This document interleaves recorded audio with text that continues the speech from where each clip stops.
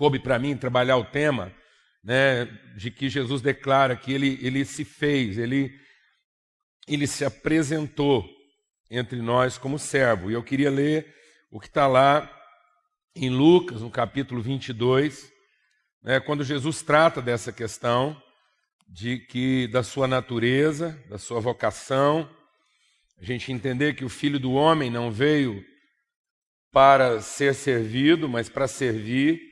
E Jesus está tratando isso com os discípulos. É interessante, a gente vai ler aqui em Lucas 22, e eu vou dizer para você, eu acho que a gente, como quem foi levantado, vocacionado para ensinar a palavra de Deus, muitas crises, muitos dramas que Jesus viveu no seu ministério são para consolar a gente, não é verdade?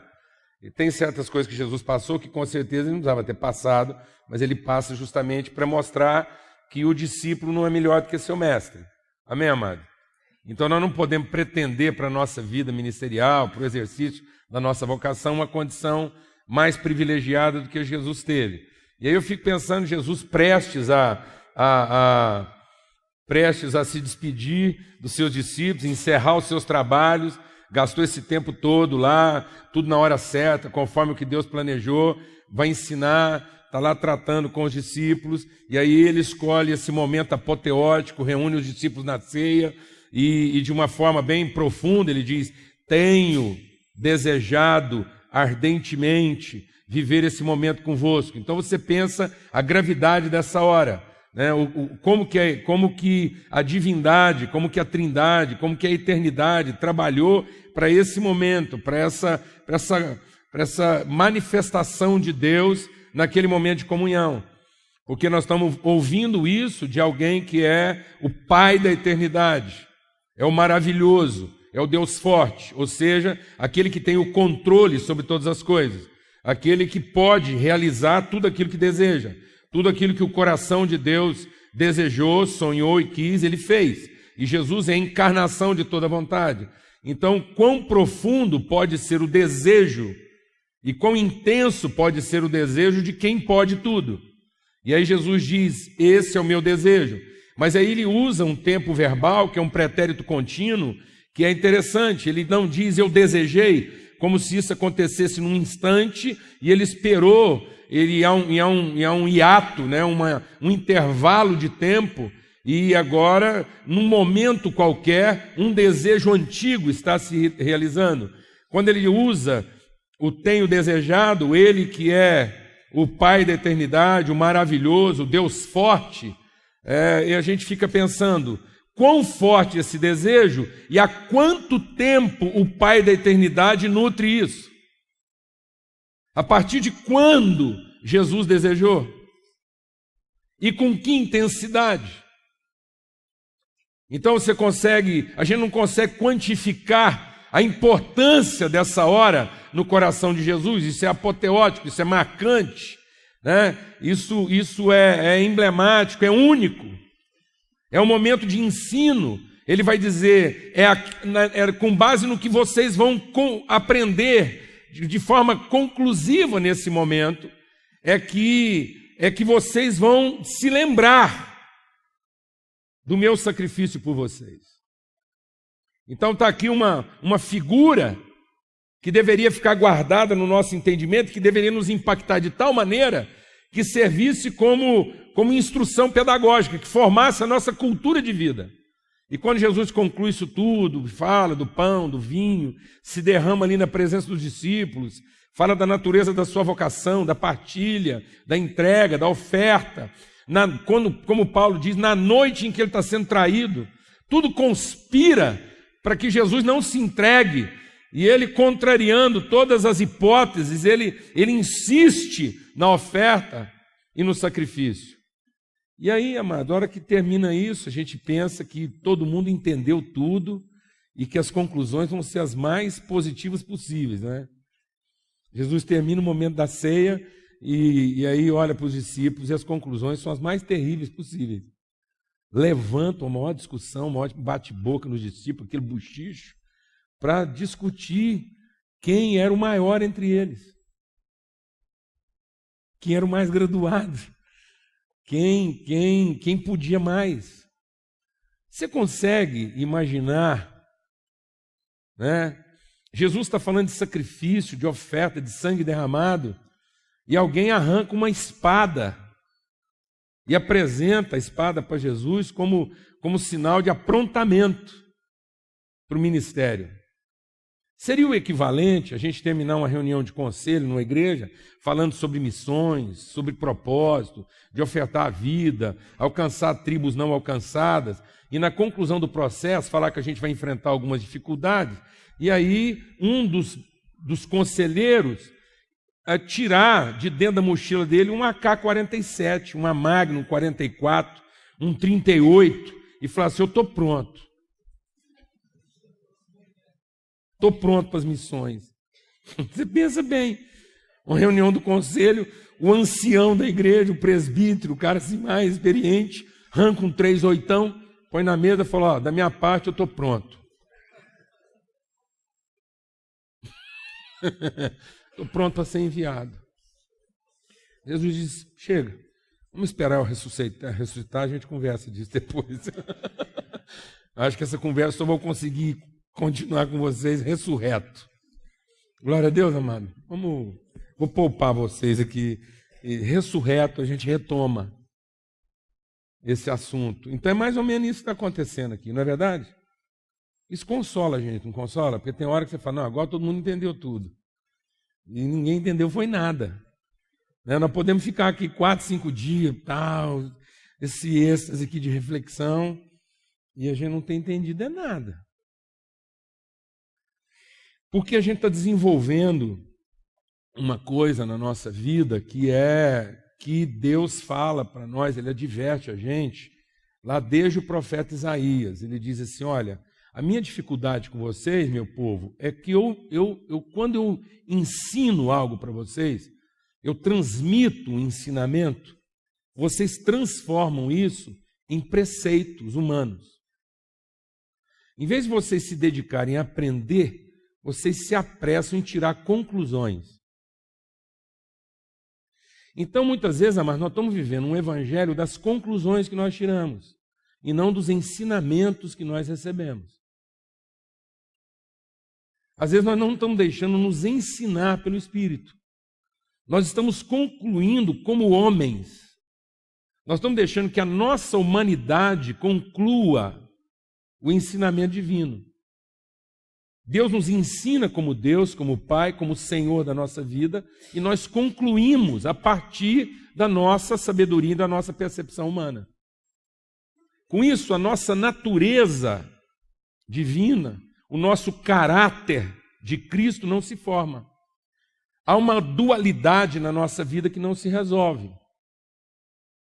Nós temos uma orientação divina, mas nós temos uma conclusão humana. Então, isso faz com que a gente tenha uma mente dividida entre a condição em que nós estamos, né, e a natureza que de fato nós representamos. Então vamos ler o texto aqui, e Jesus diz assim, né, lá em Lucas 22,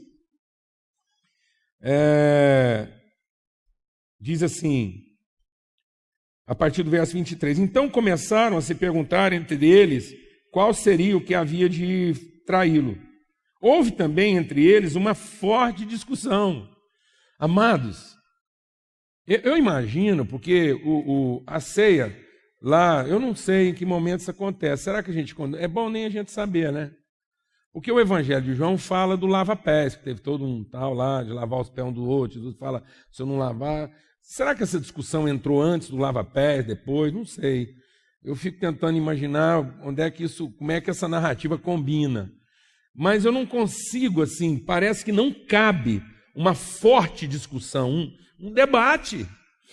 A coisa não foi uma coisa assim muito serena. Há um momento na celebração da ceia que rolou um pau entre os discípulos. Está me entendendo isso ou não, mano? E era uma crise de poder. Rapaz, esses homens eram pescadores. eram operários. Um judeu, quando sobrava para o trabalho braçal, é porque ele não serviu para nenhum tipo de atividade intelectual. Ele não servia assim para ser uma pessoa, um líder, um estadista, um príncipe, uma coisa assim, não. Ele era peão. E agora isso aqui é uma discussão de peões a respeito de quem é que manda mais. Quem é que tem mais poder? Bastou os caras ver um pouquinho de milagre, mar acalmando, paralítico andando, cego vendo. Os caras falam, rapaz, quem será que vai ficar com essa... Sobre quem vai cair esse manto, essa coisa aí, né? Quem vai ficar à direita, quem vai ficar à esquerda, envolver as mães nisso. Coisa ridícula. Gente, eu fico pensando, onde a gente chega? Aonde a gente chega? Ô mãe, pensa, gente. Você consegue, fala a verdade, você consegue imaginar Pedro, Tiago ali, rolando um papo, chega em casa, e a mãe, o que foi, filho? Está aborrecido? Ah, mãe, não sei, parece que Jesus não olha para mim, não estou bem. Não, mas parece que ele gosta tanto assim. Não, a gente está junto, estou lá, estou andando até armado. Já falei para ele que eu estou pondo para tudo, mas parece que ele não entendeu. Aí a mãe passa a mão na cabeça dele e fala, pode deixar, filho, mamãe vai falar com ele.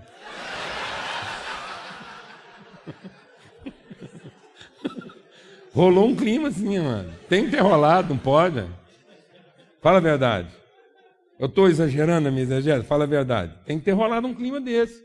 O menino chegou em casa, lanche da tarde, aborrecido, a mãe vai conversar com ele, ela põe ele para dormir, dá um chá para ele de erva cidreira, ele acalma, fala, pode deixar que amanhã a mamãe vai falar com o mestre.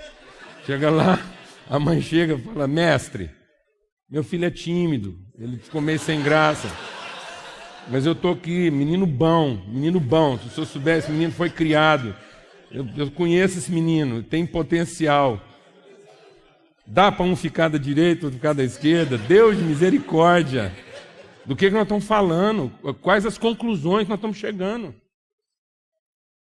O que nós estamos concluindo disso tudo? Não é verdade, mano? Rolou um debate aqui. Quem parecia, quem tinha essa chance? Disse Jesus, os reis dos gentios dominam sobre eles, e os que exercem poder sobre eles são chamados benfeitores. Mas vocês não serão assim. Vocês não são assim. Não é vocês não farão assim. Vocês não são dessa natureza. Isso não é o caráter. Essa não é a essência. Essa não é a natureza de vocês. Não é assim. Entre vocês não vai ser assim. Pelo contrário, o maior entre vocês será como o menor, e quem governa será como quem serve. Pois qual é o maior? Quem está à mesa ou quem serve? Não é quem está à mesa? Eu, porém, estou entre vocês como aquele que serve. Vós sois os que têm permanecido comigo nas minhas tentações. Assim como o Pai me confiou um reino, eu o confio a vocês. Amém, amados? Então, o que Jesus está dizendo aqui? Que nós precisamos entender que a coisa, ela é complexa, porque ela envolve sentimentos, ela envolve emoções, ela envolve consequências. Então, há toda uma consequência do Evangelho na nossa vida, há uma complexidade. Mas ela não é complicada, ela é muito simples. O Evangelho é simples. O Evangelho é o poder de Deus para a transformação do nosso entendimento, para nos salvar de uma maneira humana, natural, demoníaca de pensamento. A palavra de Deus diz que a graça se revelou salvadora, educando-nos a viver. Paulo diz que o Evangelho da reconciliação é para justificação, ou seja, para nos ajustar, para nos limpar, para remover de nós tudo aquilo que não é de nós, para que a gente se apresente de forma adequada e própria para a vida. O Evangelho é para que a vida apareça através de nós no seu verdadeiro e mais puro sentido, de forma justa, de forma ajustada, de forma orientada por Deus. Então o Evangelho é para a vida, nos educar para viver nesse presente século. Por isso que Paulo insiste na questão da transformação do entendimento. Às vezes nós estamos querendo enfrentar lutas fora de nós, e as nossas maiores lutas estão dentro de nós. O Evangelho, essa arma que Deus colocou à nossa disposição, essa arma é poderosa em Deus, para destruição do quê? De sofismas. O que são sofismas? São formas de pensamento, são preceitos, são conclusões que têm aparência de verdade, mas que não têm correspondência de verdade. Por isso que Paulo diz que nós devemos seguir a verdade em amor. Então, a natureza, a essência da verdade é o amor. Então, a verdade não é aquilo que eu concluo. A verdade é aquilo que se impõe pela manifestação, pela revelação do amor de Deus. Então, a minha experiência pode traduzir uma realidade. A minha conclusão é a minha realidade. Mas a realidade, apesar de não ser uma mentira, porque é uma realidade, não é necessariamente a tradução absoluta e explícita da verdade. Por isso que a palavra de Deus diz que aquele que mentia, não minta, antes fale a verdade. Então o Evangelho é para nos conduzir à verdade. O Evangelho, ele não vai nos estacionar no âmbito das nossas realidades. Aquilo que eu concluo, aquilo que eu simplesmente percebo, aquilo que a minha razão me diz, não pode ser chamado de mentira, porque tem lugar na existência, mas não é necessariamente a expressão da verdade. O diabo trabalha exatamente nessa zona intermediária entre a mentira e a verdade. A pior mentira do diabo é quando ele não mente. Porque ninguém se engana com a mentira. A mentira é explícita. A mentira é óbvia. A mentira não ofende. Você quer ofender uma pessoa? Não minta. Mas também não fale a verdade. Quer tornar uma pessoa desesperada? Apresente para ela, de forma conclusiva, a realidade que ela expõe. Mas não aponte para ela a esperança da sua verdade, que está no amor, na misericórdia, na bondade e na graça de Deus. E aí você matou a pessoa para sempre. Então, o inferno, o diabo, ele trabalha nesse ambiente dissimulado. Porque o próprio diabo existe, mas não é. É a existência sem o significado da vida. Por isso que muita gente confunde vida com existir. A maior desgraça do inferno é a existência permanente. O maior bem do inferno seria a interrupção da existência. No inferno, as pessoas terão aquilo que elas sempre quiseram: durar muito. Mas já não terão mais acesso ao significado da vida. Existir não é viver. Durar muito não é viver. Então, essa condição de realidade, essa percepção tátil, essa percepção sensorial, a forma erótica com que a gente lida com a verdade, porque hoje nós estamos vivendo uma erotização da verdade. Eu sinto, eu vejo, eu toco, eu apalpo, eu concluo. Isso é animal, isso é animal. Porque o animal tem uma forma de inteligência conclusiva. E toda ciência humana é baseada num contingente conclusivo. Eu observo, eu comparo, eu concluo. Isso é o macaco. O macaco observa, compara e conclui. É o cachorro. Por isso que tem cachorro mais crente do que muitas pessoas que dizem que temem a Deus. Porque ele observou, ele comparou e ele concluiu quem é o benfeitor dele. Então ele fez uma conclusão de poder. E ele se submete a quem tem o poder de alimentá-lo. Alguém que está entendendo isso, amado? Isso é real, mas isso não traduz a verdade. E quando a gente vai trabalhando esse universo baseado em conclusões, as conclusões que nós tiramos, simplesmente porque eu concluí, porque eu experimentei, foi o que eu entendi, e aí a gente vai empobrecendo o processo, porque a fé, amados, não é baseada nas conclusões que a gente tira, muitas vezes influenciadas pelas nossas carências. A nossa fé humana é muito mais influenciada pelo estômago do que pela razão. Por isso que nós temos que fazer o sacrifício das crenças que brotam do estômago, para que prevaleça a fé que conquista, que domina o nosso entendimento, para que a gente possa experimentar a vontade de Deus. Então nossas armas são poderosas em Deus para quê?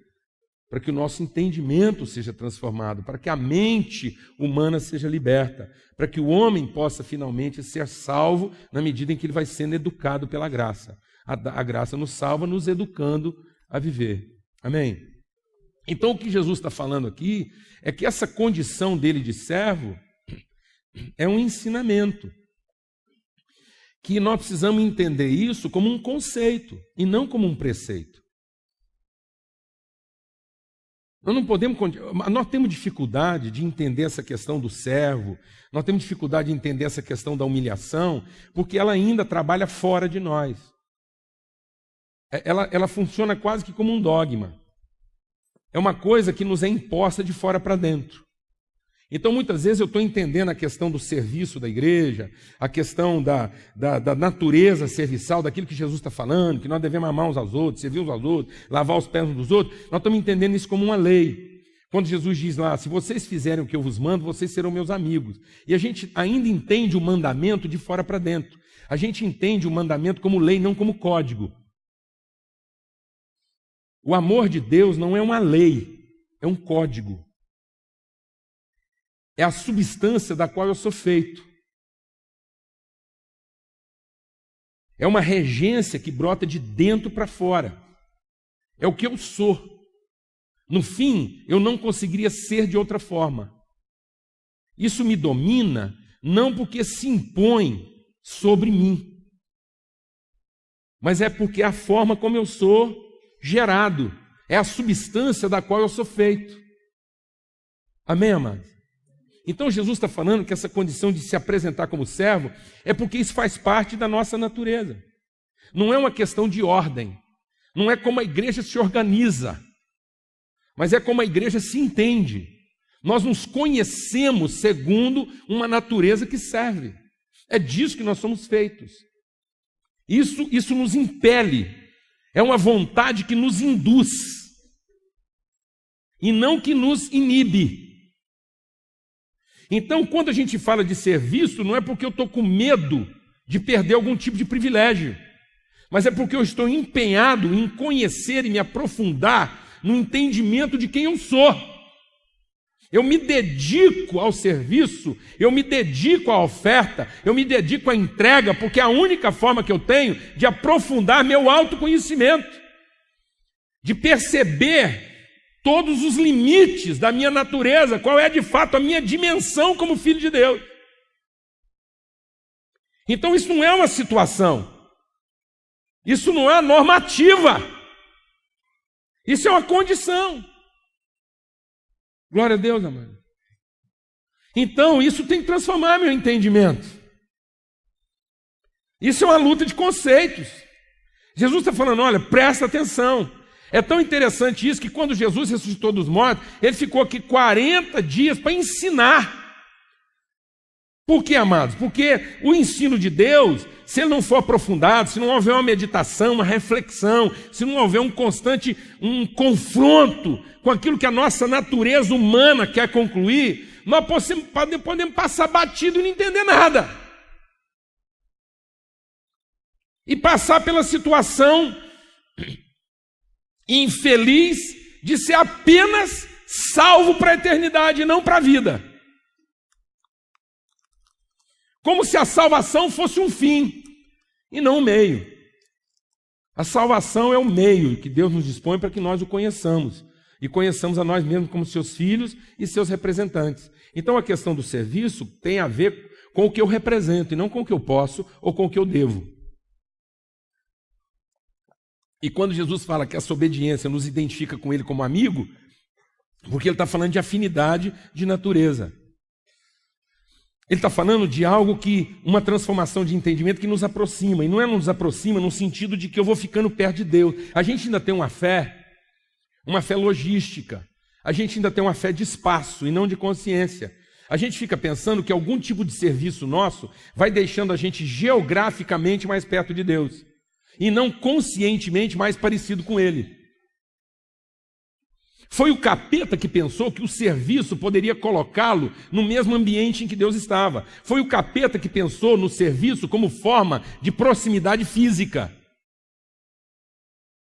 Como se o serviço desse algum tipo de privilégio e o prêmio do serviço fosse poder chegar perto de Deus. Não há prêmio em estar perto de Deus. A desgraça do capeta foi descobrir que depois que ele fez tudo errado e apesar de ele ser rebelde, o inferno dele é que Deus sempre está perto. Porque quer um inferno para um cara que é todo errado, Deus está sempre perto? Se Deus estivesse longe, se Deus tivesse mandado ele para o inferno que fica longe de Deus, a vida dele estava resolvida. Pelo menos ele estava na desgraça, mas não tinha referência de Deus próxima dele.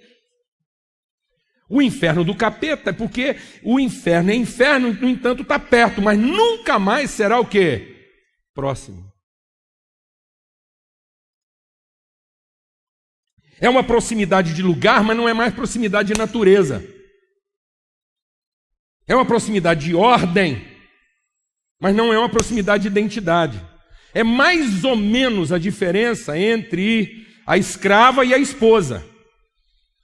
Você sai de casa, né? O senhor saía de casa com a mulher dele, a escrava ficava lá. Ela tinha acesso ao lugar da intimidade, mas ela não tinha lugar na intimidade. A serviçal da casa pode dormir na cama do casal, mas isso não faz dela a esposa.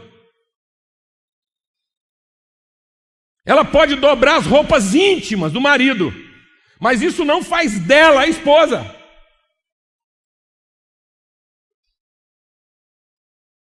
E nós não estamos nos contentando em participar do lugar, do rito, da cerimônia, da atividade, sem que isso transforme nossa consciência.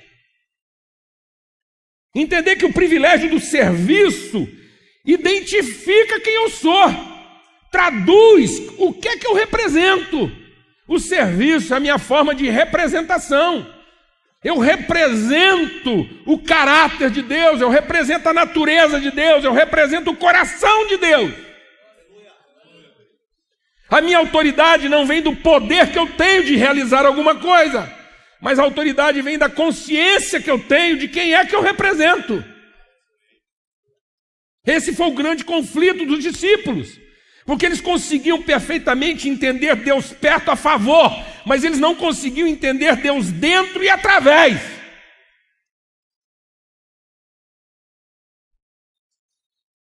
O serviço a Deus não é uma proximidade física em que um trabalha a favor do outro. O serviço é uma identidade de caráter, de natureza, em que um trabalha através do outro. Amém, mano? Então tem que ser de natureza antes de ser de ordem. Tem que ser de consciência antes de ser de competência. Nós estamos tentando melhorar nossas competências sem desenvolver nossa consciência. E quando a gente melhora a competência sem desenvolver a consciência, a gente se torna soberbo, arrogante e cruel. Nada é mais cruel do que um servo que se julga merecedor. Foi a ideia de mérito atrelada a serviço que fez do sinete da perfeição Satanás.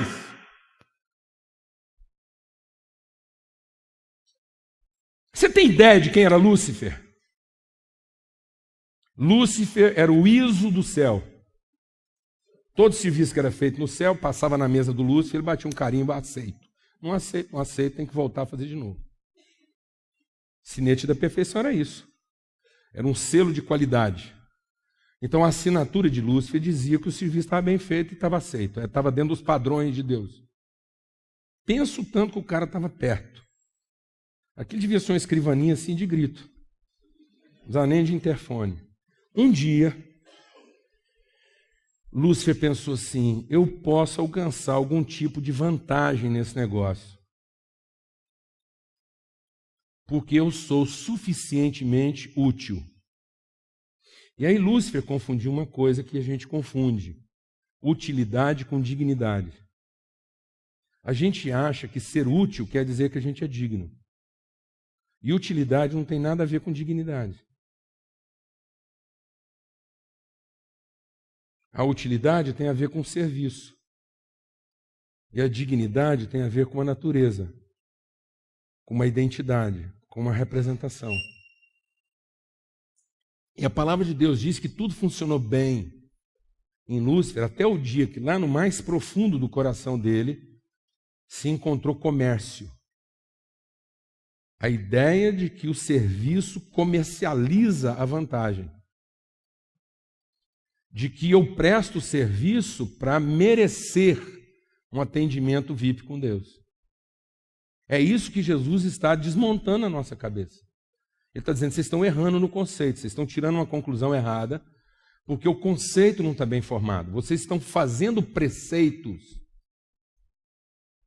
onde deveriam se formar conceitos. Quem conclui isso aqui é Deus. Deus não está interessado em que você conclua, Deus está interessado em que você aprenda. Deus não quer que você chegue a conclusões, Deus quer que você chegue ao entendimento.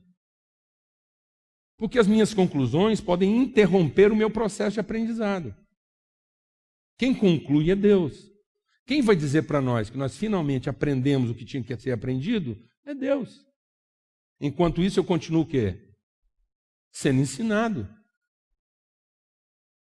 Então eu vou usar uma ilustração aqui, me perdoe, ela não é assim muito agradável, mas a gente entende. Existe algum equipamento na casa mais útil do que um vaso sanitário?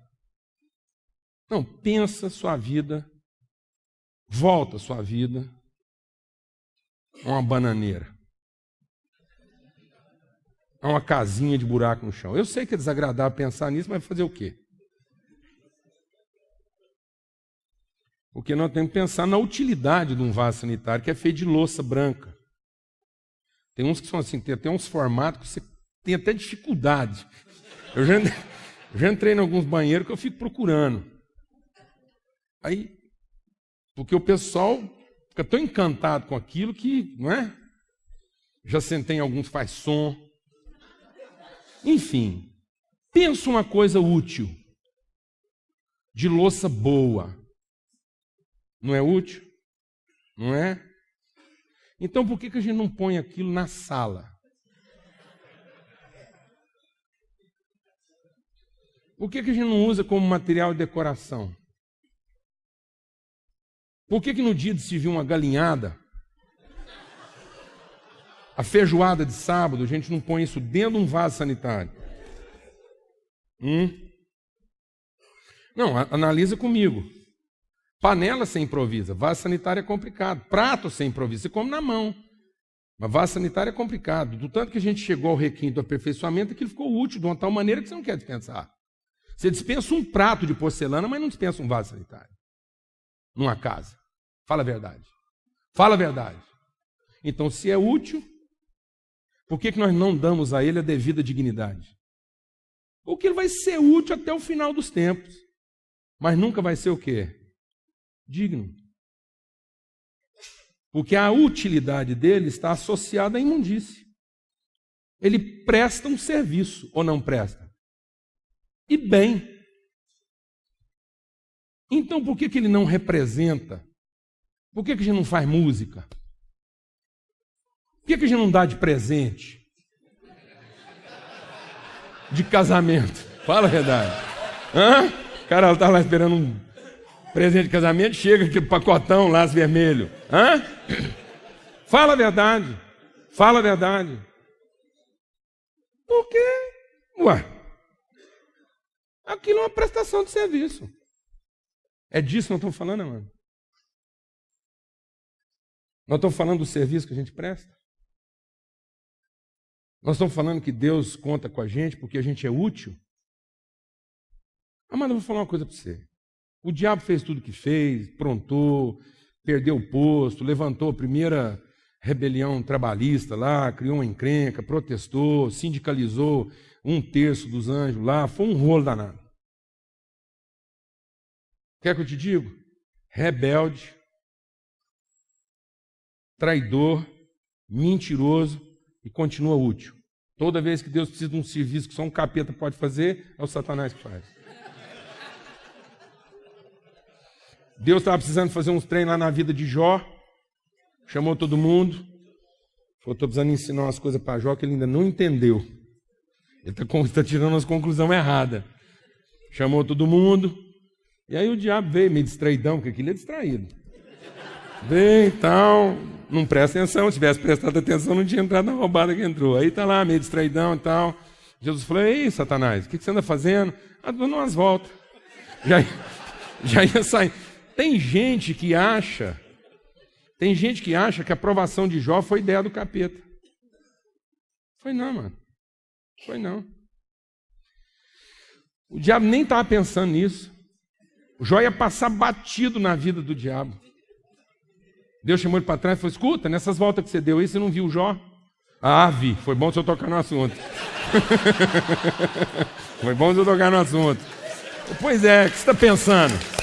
O que você está pensando? Eu estou pensando que do jeito que o senhor trata ele, tem razão daquele cara ficar lá na igreja só louvando. Ele falou, não, então vai lá e faz o que você está pensando. Você só não toca na vida dele. E soltou a coleira do capeta. O cão saiu furioso. Entrou na hora que tinha que entrar, fez o que tinha que fazer, terminou o serviço, saiu. Sem nenhum culto de libertação, nada, campanha, jejum, nada. Nada. O Satanás em pessoa não consta que alguém foi lá e expulsou ele da vida de Jó. Não, entrou, saiu no tempo determinado, fez o que tinha que fazer e fez coisas que só um diabo pode fazer. Útil. Útil. Uma das coisas mais úteis que nós temos na nossa vida é Satanás.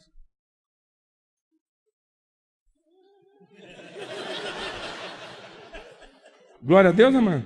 Participou do plano de Deus, ajudou na composição da traição, ajudou a crucificar Jesus, está lá, útil. E essa é a desgraça, a raiva do diabo é que ele planeja, ele se organiza, ele pensa, fala agora, termina tudo, pronto, ele prestou um serviço, o trem fica melhor do que estava antes. E ele ficou só com a parte suja.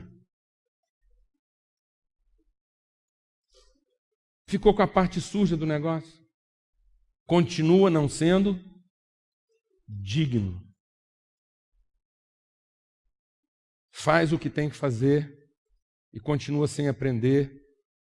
Não representa nada, não representa ninguém, não representa coisa alguma. Não tem significado. É necessário. Um mal necessário, sem significado. Sem consciência de si próprio, não é capaz de tirar uma conclusão a respeito de si mesmo, de significância, de relevância, de importância. E aí Jesus fala que quem se presta apenas a fazer um serviço é inútil. Nada é mais inútil do que a mera utilidade. Nada é mais inútil do que ser apenas útil, necessário, contingente, circunstante. Então, quando Jesus diz que nós precisamos ser transformados no entendimento, é para que a gente entenda a dignidade do serviço e não a utilidade do serviço. Para que a gente deixe de entender o serviço como uma atividade, uma competência emprestada a ser remunerada. Porque quando Jesus está falando disso, ele não está falando do serviço como tarefa cumprida. Ele está falando do trabalho como propósito alcançado. O diabo, ele presta um serviço, mas ele não realiza um trabalho. Porque ele não se desloca da posição em que ele está. O entendimento dele não é transformado, a natureza de Deus não é manifesta. Então, quando Jesus está falando de sermos servos, dessa natureza de servo, não é pelo serviço que a gente presta, não é pela atividade que a gente desenvolve, não é pela utilidade das nossas competências, é pelo trabalho que a gente realiza. Então, quando Jesus está falando do servo, ele está falando da árvore que presta o serviço do fruto. Há um trabalho que manifesta, que materializa, que apresenta, que descortina, que testemunha uma natureza e uma realidade até então invisível. Não é uma questão de simplesmente colocar as coisas em ordem, não é uma organização, é um organismo. Jesus está falando do servo como a mulher que serve o filho que está dentro dela. Ela não está cumprindo um regulamento. Ela não está obedecendo uma regra. A mulher que está para dar à luz, ela está realizando um trabalho. Ela está servindo às imposições, ao impulso, à indução da sua natureza. Não é o que ela faz, é o que ela é. Por isso que o nosso serviço não é para ornamentar, não é para estruturar, é para transformar. O serviço não é para mudar, o serviço é para transformar. A igreja não está aqui para mudar. Essa mudança que nós estamos propondo, ela é proselitista. O jeito que nós estamos compartilhando o evangelho, nós estamos formando prosélitos. Porque nós prestamos serviço de mudar o cara de lugar, e ele deixa de frequentar um centro de macumba, passa a frequentar um templo evangélico, pensando que isso vai colocá-lo mais perto de Deus.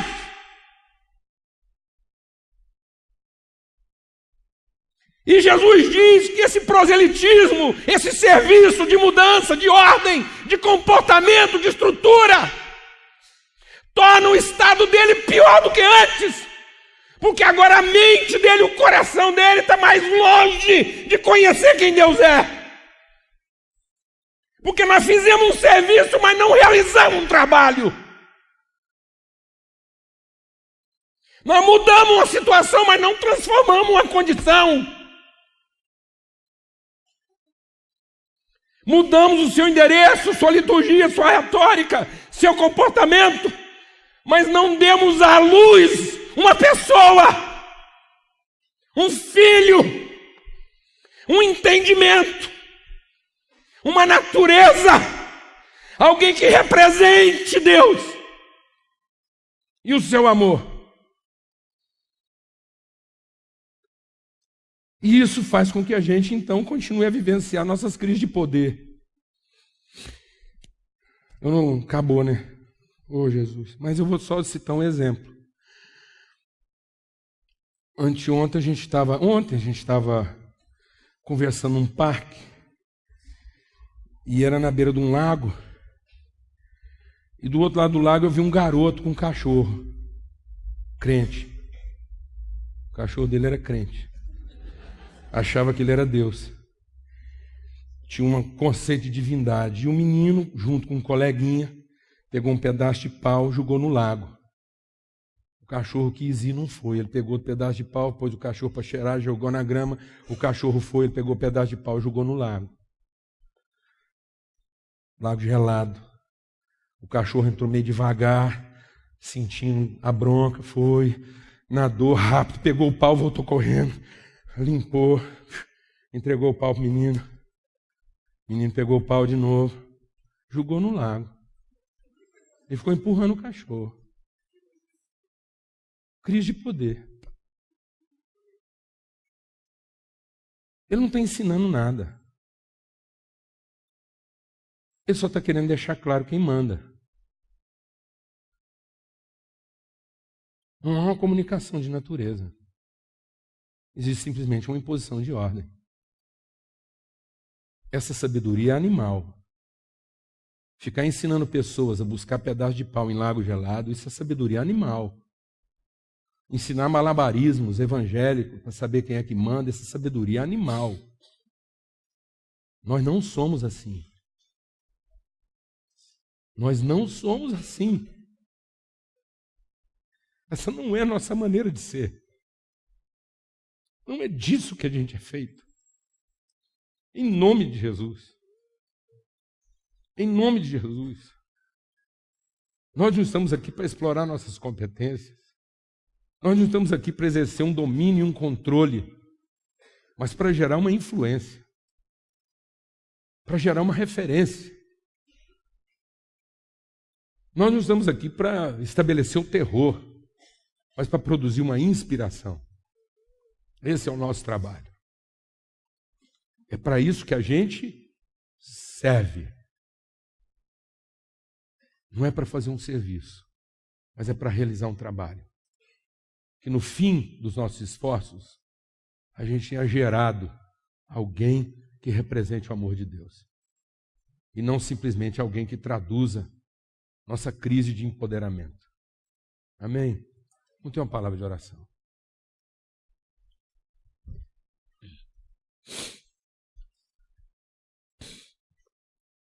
Ó Deus, em nome de Cristo Jesus. Em nome de Cristo Jesus. Livra-nos, ó Pai, de submetermos pessoas, filhos do Senhor, gente por quem o Senhor deu a vida.